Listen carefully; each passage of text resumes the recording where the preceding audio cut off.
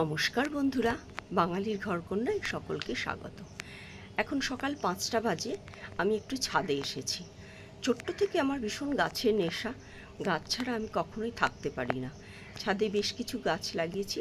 জবা গাছ আছে, সাদা টগর গাছ আছে, পুদিনা গাছ আছে, আর একটা মিষ্টি তুলসী গাছ আছে।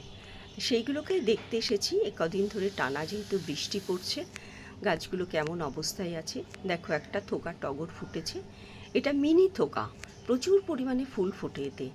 গাছটা সবে লাগিয়েছি, এখনও সেভাবে তৈরি হয়নি। এটা হচ্ছে বড় জবা, জবাটার কুড়ি এসেছে একটা, এটা হয়তো 2-1 দিনের মধ্যেই ফুটবে। এটা হচ্ছে কারি পাতা, তোমরা সকলেই চেনো। এটা কাশ্মীরি আলুর দম বলো বা সাম্বার বলো, সেগুলোতে ফোড়ন দিলে দারুণ লাগে খেতে। এটাই হচ্ছে সেই মিষ্টি তুলসী। যাদের সুগার আছে তারা এই তুলসীর পাতা দিয়ে চা খেতে পারে। চলো তাহলে এবার একটু রান্নার দিকে যাওয়া যাক। আজকে কি রান্না করব সেটা তোমাদের সঙ্গে শেয়ার করছি। এখানে লম্বা লম্বা করে আলু কেটে নিয়েছি আমি। আলুগুলো ঠিক এই রকমভাবে কাটলে পারে তরকারিটার স্বাদটা ভালো হবে। নিয়ে নিয়েছি বেশ কিছু কাঁঠালের আঁটি বা বীজ। এখন তো কাঁঠাল অ্যাভেলেবেল, সুতরাং বীজ পাওয়ার সম্ভাবনা তোমাদের অনেক বেশি। সেই নিয়ে নিয়েছি। আর নিয়েছি এখানে মিষ্টি কুমড়োর ডাঁটা। ডাঁটাটা এত ভালো, এত সুন্দর দেখতে, বেশ সুন্দর মোটা মোটা আর খুব নরম কচি। আর এই কুমড়োর পাতাগুলোকে আমি আলাদা করে কেটে নিয়েছি।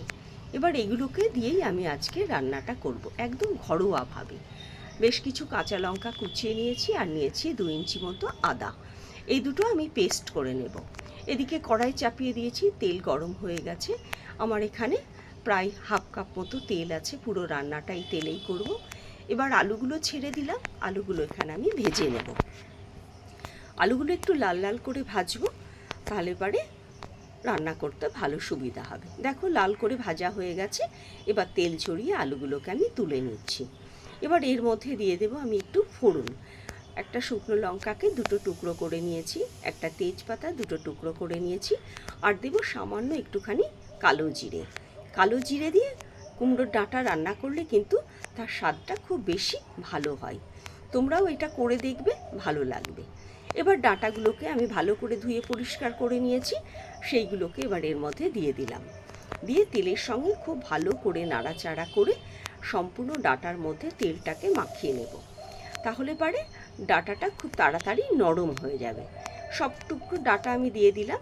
এবার এটাকে ভালো করে নাড়াচাড়া করে আমি সম্পূর্ণ ডাঁটাতে তেল মাখিয়ে নেব।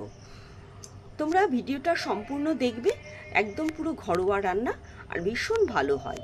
দিয়ে দিলাম 2 চামচ মতো কাঁচা লঙ্কা আর আদার পেস্ট। এবার এটা এর সঙ্গে খুব ভালো করে নাড়িয়ে চাড়িয়ে নেব। আমি যখন ছোট ছিলাম তখন ভীষণ, বললাম না, গাছের শখ ছিল আমার। তা রাস্তার থেকে একটা কুমড়োর চারা আমি তুলে নিয়ে এসে বাড়িতে রেখেছিলাম। কথা বলতে বলতে লবণ দিয়ে দিলাম পরিমাণ মতো, আর দিয়ে দেব সামান্য পরিমাণে হলুদ। সেই চারাটা নিয়ে এসে আমি বাড়িতে লাগিয়েছিলাম। কি বলবো বন্ধুরা, এত ভালো গাছটা হয়েছিল, যেমন নধর, প্রচুর পরিমাণে তার শাখা প্রশাখা ছড়িয়েছিল, আর প্রচুর পরিমাণে কুমড়ো হয়েছিল। তো যখন কনস্ট্রাকশনটা তৈরি হয় বাড়ির, সেই সময় সেই গাছটাকে কাটতে হবে। তো গাছটা যখন কাটা হলো, তখন ছোট বড় মিলিয়ে প্রায় 150টা মতো মিষ্টি কুমড়ো তাতে ছিল। সেই কচি কুমড়ো দিয়ে মা কিন্তু অনেক রকম রেসিপি করেছিলেন। এবার ঢাকা দিয়ে দিলাম, ভাপে একটুখানি সিদ্ধ হয়ে যাবে। এবার মিনিট 2 পর ঢাকনাটা খুলে আবার এটাকে একটু ভালো করে নাড়াচাড়া করে নেব, যেহেতু মশলাটা এর মধ্যে দেওয়া আছে। এবার এখানটায় আমাকে একটুখানি আর একটু মশলা মিশিয়ে নিতে হবে। সেটা হচ্ছে 1 চা চামচ ধনে গুঁড়ো। ব্যাস, আর কোনো মশলা আমি এখানে ব্যবহার করব না। এবার ধনে গুঁড়োটা দিয়ে খুব ভালো করে নাড়াচাড়া করে এবার এর মধ্যে দিয়ে দেব পরিমাণ মতো জল। জলটা দিলে পারে এবার এটা ডাঁটাটা সিদ্ধ হয়ে যাবে। যেটুকুনি সিদ্ধ বাকি আছে সেইটুকুনি সিদ্ধ কিন্তু হয়ে যাবে। আগে ডাঁটাটাকে ভালো করে একটুখানি কষিয়ে নিতে হবে। আলুটাও দিয়ে দিলাম এবার এর মধ্যে, আলুটাকে দিয়েও একটু ভালো করে কষিয়ে নিচ্ছি। আর অসুবিধা নেই, যেহেতু ভাজা আলু আছে, সিদ্ধ হতে বেশি সময় নেবে না। জলটা তোমরা তোমাদের পরিমাণ মতো দেবে, কারণ এই তরকারিতে না সামান্য একটু ঝোল ঝোল ভালো লাগে দেখতে। তোমরা এখানে আমি যে কাঁঠালের বীজটা দিয়েছি সেটার পরিবর্তে কিন্তু তোমরা মটরের ডালের বড়া করেও দিতে পারো, সেটাও ভালো লাগবে। আমি এই বীজগুলোকে একটু আলাদা করে ভাপিয়ে নিয়েছি, কারণ এইগুলো একটু শক্ত হয় তো, একটু ভাপিয়ে নিলে পারে কিন্তু তরকারিতে দিলে সিদ্ধটা তাড়াতাড়ি হয়ে যায়। এবার দিয়ে দিলাম, দিয়ে এবার এটাকে ঢাকা দিয়ে আমি মিনিট 5 জন্য রান্না করে নেব। 5 মিনিট পর ঢাকাটা খুলে আমি দেখে নেব ঝোলটা ফুটেছে কিনা। দেখো টকবক করে ফুটে গেছে। এবার যে কুমড়োর শাকগুলো আমি রেখেছিলাম না আলাদা করে, সেগুলো এবার এর মধ্যে দিয়ে দেব। শাকটা আগে দিলে কি হবে বলো তো, এটা এমন নরম হয়ে যাবে, পুরো নেতিয়ে যাবে।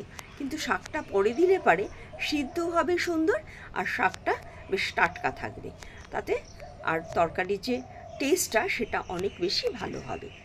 আবার ঢাকা দিয়ে দিলাম মিনিট 3-4 জন্য। দেখো পাতাগুলো কতটা নরম হয়ে গেছে। এবার উল্টে পাল্টে পাতাগুলোকে এই তরকারির সঙ্গে মিশিয়ে নেব।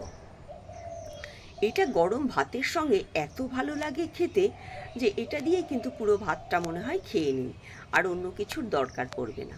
দেখো ডাঁটাগুলো সব সিদ্ধ হয়ে গেছে, একদম নরম হয়ে গেছে। এমনিতেই কচি ডাঁটাগুলো ছিল, আলুটাও সিদ্ধ হয়ে গেছে, আবার যে বীজটা দিয়েছি কাঁঠালের সেটাও সিদ্ধ হয়ে গেছে।